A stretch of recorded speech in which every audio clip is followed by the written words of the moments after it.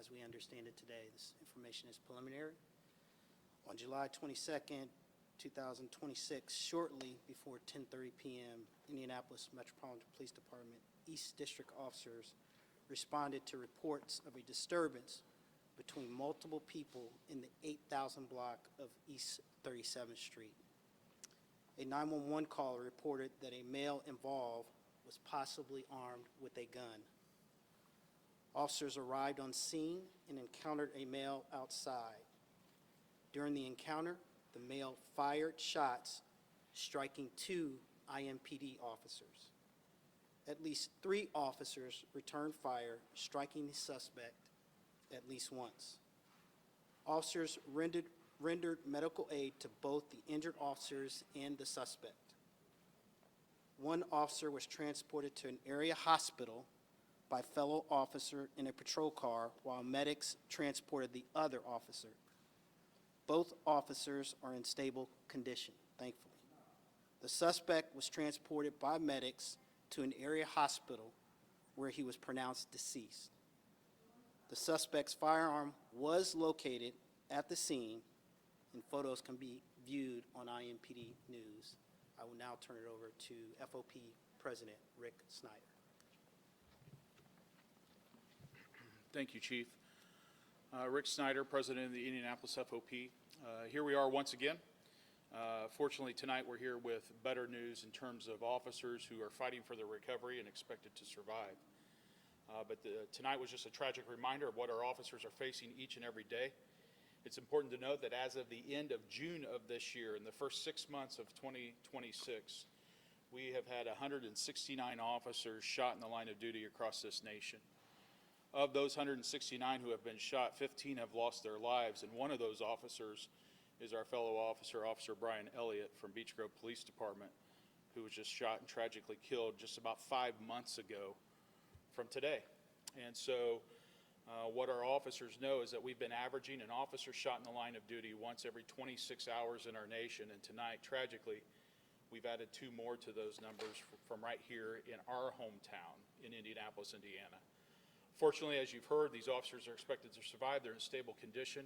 I think you're going to hear more details about the heroic measures that were taken by our officers, just in terms of self-treatment and making sure that they arrived here at the hospital in a condition that the wonderful medical staff here was able to take over and continue rendering that aid to those officers.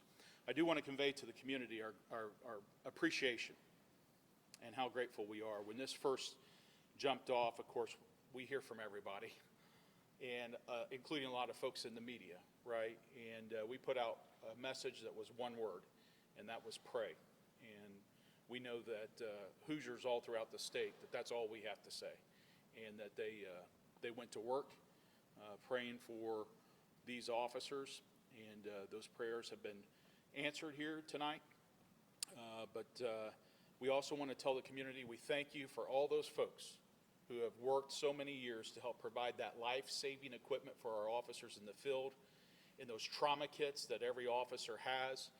And once again, all those folks who have helped make those kits happen, they help play a role in saving lives here of our officers tonight. So we're grateful, we're thankful. I want to thank the Chief for her leadership, and Chief Kendall Adams for the investigation team's leadership, and we're just so grateful for how this has worked out tonight. But we also have to have strong conversations as a community about all these attacks that we continue to see on our officers. Our cops are under attack.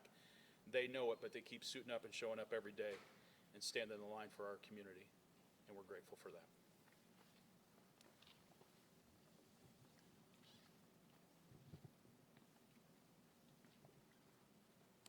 Maybe. Chief Tanya Terry, if there's anything that you take away from this evening, it should be this.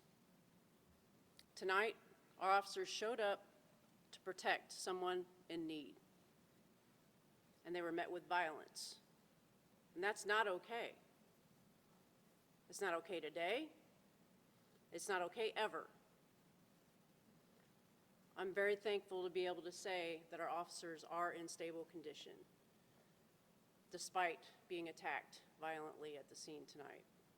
And that's in large part due to the heroic efforts that President Snyder referred to,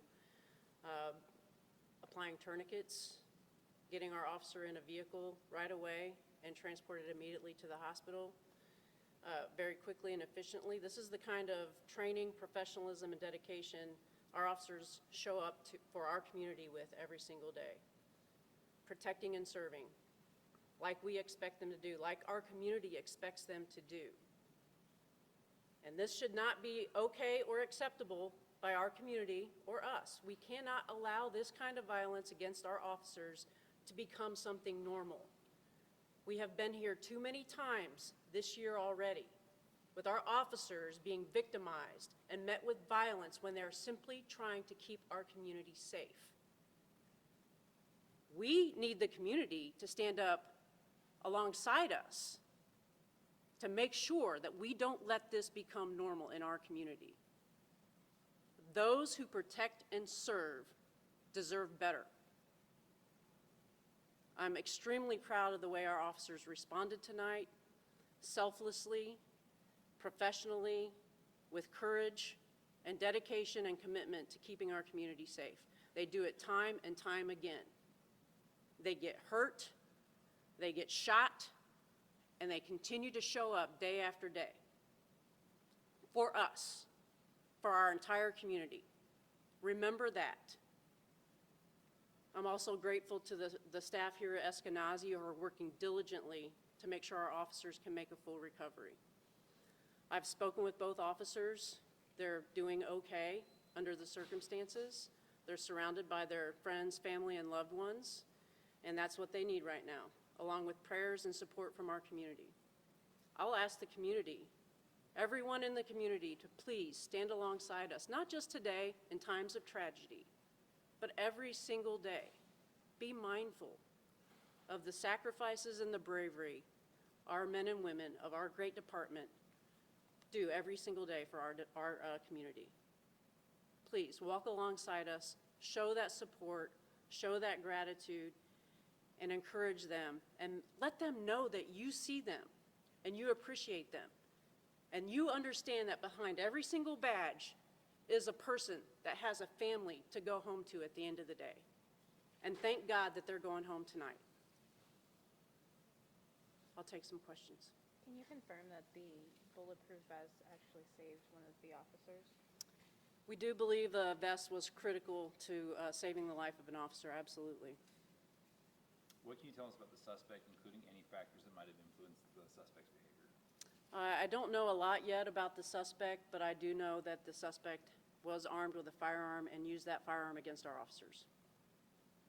Can you talk at all about the circumstances? Is this a warrant, a traffic stop? They were called for a 911 call on the report of a disturbance involving a male that was possibly armed. The disturbance involved multiple people. Are you able to tell us the history of these officers with IMPD? How long have they been here? I actually don't have that detail right now.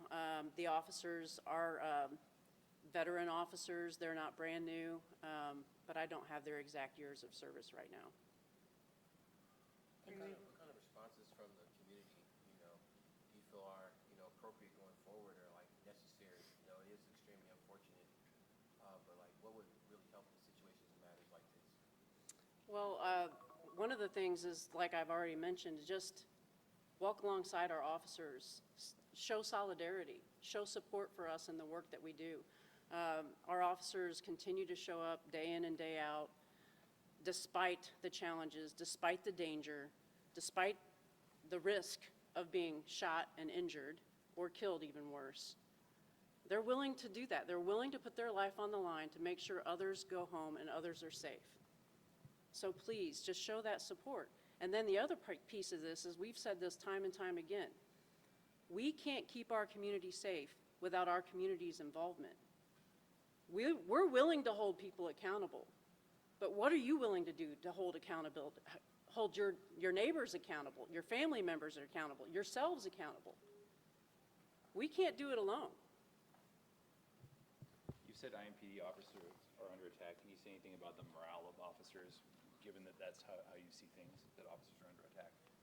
Yeah, it's disappointing to the officers. They deserve better, 100%. But they showed up for each other tonight. They made sure lives were saved because of their actions. That's encouraging. Thank you all. We appreciate it.